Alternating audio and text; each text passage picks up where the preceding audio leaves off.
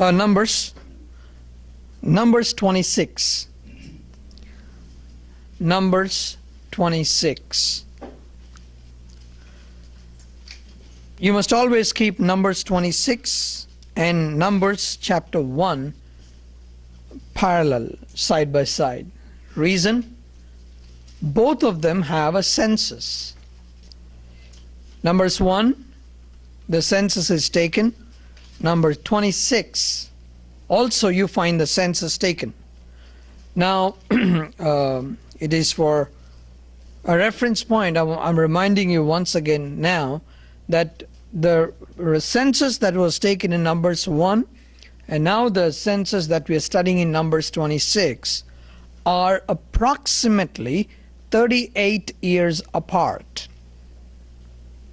Okay, though these are only few chapters, few pages that you find in Numbers, the time gap between Numbers 1 and Numbers 26 is approximately 38 years. So therefore, God told Moses to take a census of the Israelites. Verse 2, Numbers 26 and verse 2. Take a census of the whole Israelite community by families, all those 20 years or old or more who are able to serve in the army of Israel. Now, if it is 20 years or more, what does it mean? They were born in the desert. All those who are being counted now are born in the desert. So all those are 20 years or more. Now you find different, starting with the tribe of Reuben, verse 5. The descendants of Reuben, in verse 7 you find 43,730. When you go back home and pick up this chapter again, I would encourage you to refer to chapter 1 on Numbers and in book of Numbers 26, where you find the number of a particular tribe. I would say go back to Numbers 1, look at that figure and write down that figure next to the figure given in Numbers 26 for each tribe. That way you can have an immediate comparison between how many people were there before, in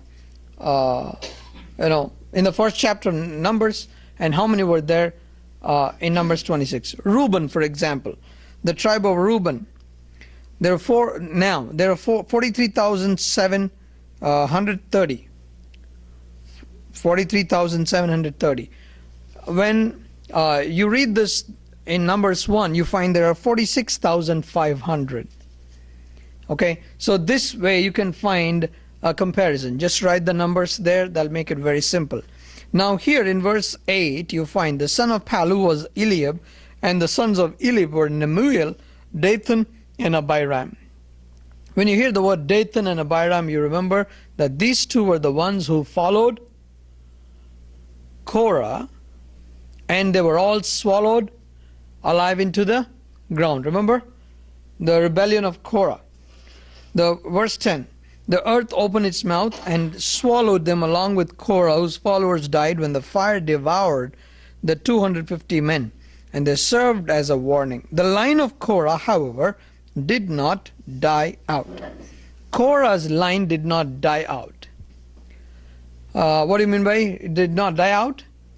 The children of Korah did not die in that splitting of this earth and the fire coming from heaven.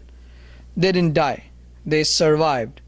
It's understood that these children did not agree with what their dad was doing and said, we don't agree with you, so we're not going to be party with that. So they moved aside, and therefore they lived, they survived. And these are the ones who wrote several psalms that you read in the book of Psalms. Psalm 84, for example, where they say it is better to be a doorkeeper than to, in the house of God, right? It is better to be a doorkeeper in the house of God. So who said that? The sons of Korah said that. It is better to be the doorkeeper in the house of God than to live in the tents of wicked. So they were actually referring to their God, their dad. So they did not die out. So in verse 12, you find Simeon. You find Simeon. How many there? 22,200 men. If you go to Numbers 1, you know how many you found there? 59,300 people. 59,300 in chapter 1, and you find 22,200. I want to encourage you to study them, make a comparison, and see how many were there. But the total that you want to find here is given in verse 51. The total number of the men of Israel was 601,730. 601,730. Now if you go back to Numbers 1 and see how many were there at that time, the total, it was 603,550. 603,550. So if you subtract, you know how many, what's the actual difference? What's the actual difference? 1,820 people less. Now in Numbers 26 you have 1,820 people less. During this time you find that several people died, is it not? Let me show you where the people died. See, 250 people died when the fire came from heaven. Numbers 11, they all grumbled for food, is it not? They all grumbled for food. So fire came from heaven. And then you find in number 16 you find when the plague started after the rebellion of Korah, 14,700 people died. And then you come down, you will find when they all committed sin, taking the advice of Balaam, there were 24,000 people who died. So there are 24,000 people here, 14,700 there. So you find there are so many people dying. At the same time, please remember, the children are also born in the wilderness. So God is trying to balance it. There's one big question when I was a child growing up, and this is what the question I had. Like, except Caleb and Joshua, all of them died. So only, see, the way preachers used to present it was also like this. Only 2 people entered the promised land. Then I thought, where did the children came from? Where did the children come from? Then over a period of time I realized, no. They're talking about the 2 people from the first generation. The people who crossed the Red Sea. Out of those, only 2 people walked into the promised land. But when there are so many people, they're marrying, there's some marriages happening in the desert and everything, children are born. So obviously what? What would you do with those children? They are your children. They'll live with you, right? So the children are born in the desert, in the wilderness. So those people are the ones we are talking about in Numbers 26. I want to show you one verse, 62. Verse 62. 64. 64. Not one of them was among those counted by Moses and Aaron the priest when they counted the Israelites in the desert of Sinai.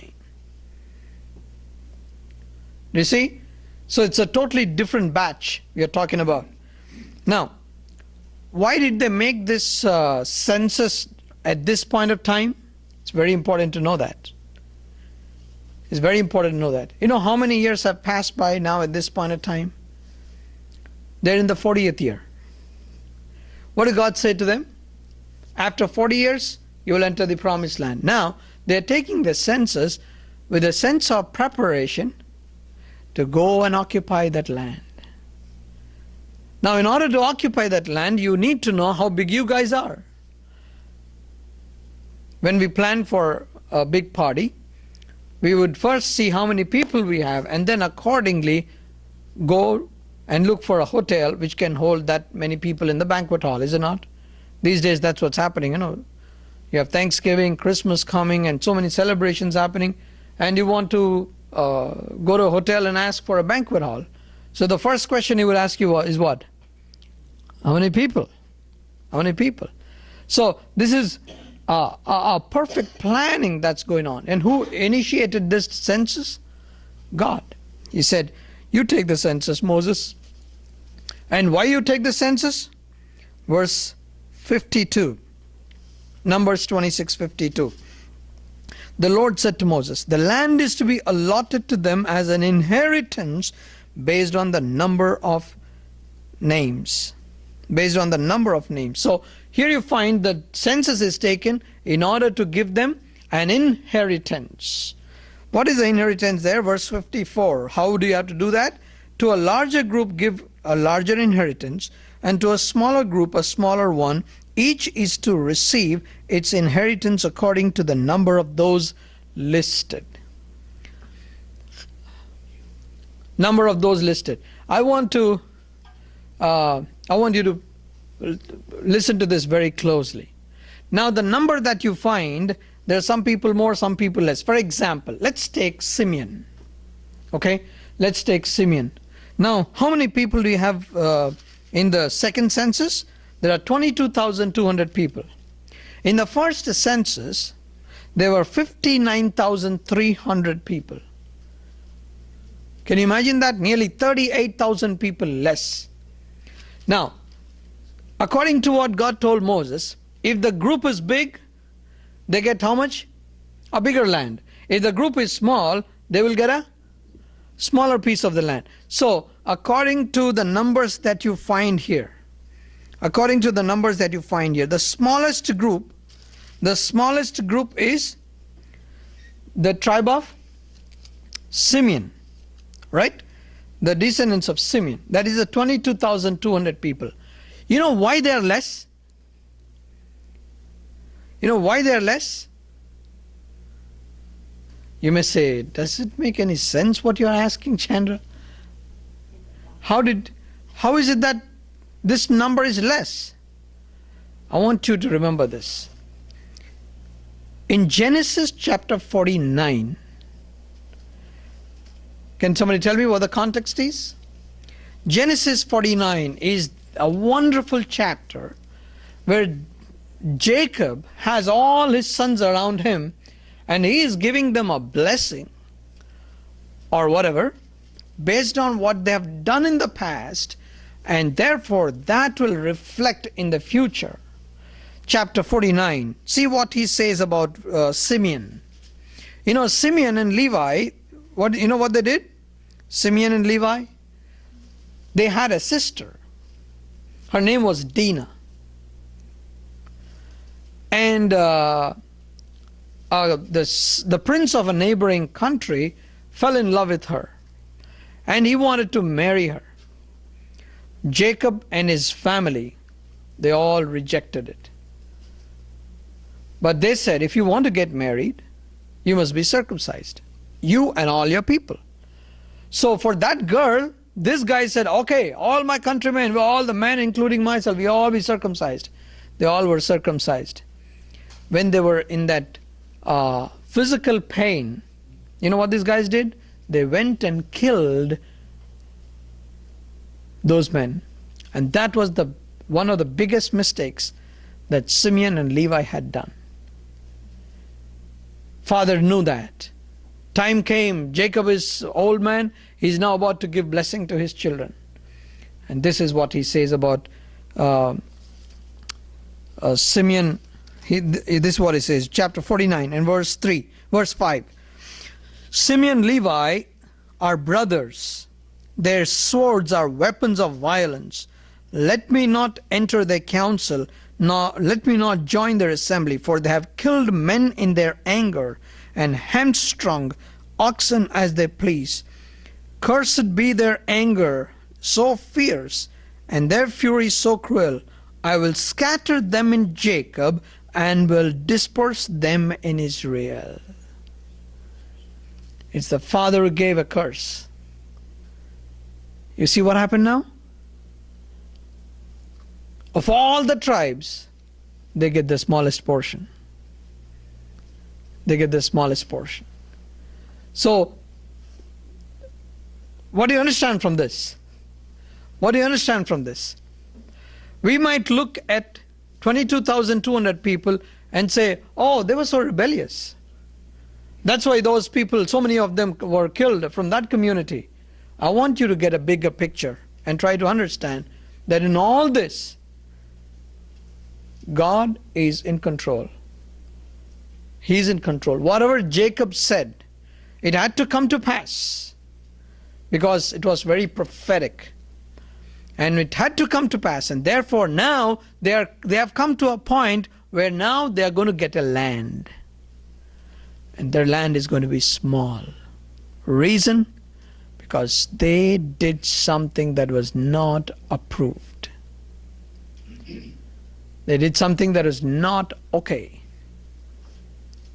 So therefore, that's the reason why these people are getting this small portion of the land. Okay, and then you find they had to even count the Levites, and the Levites, which verse 62, all the male Levites, a month or old, or numbered 23,000.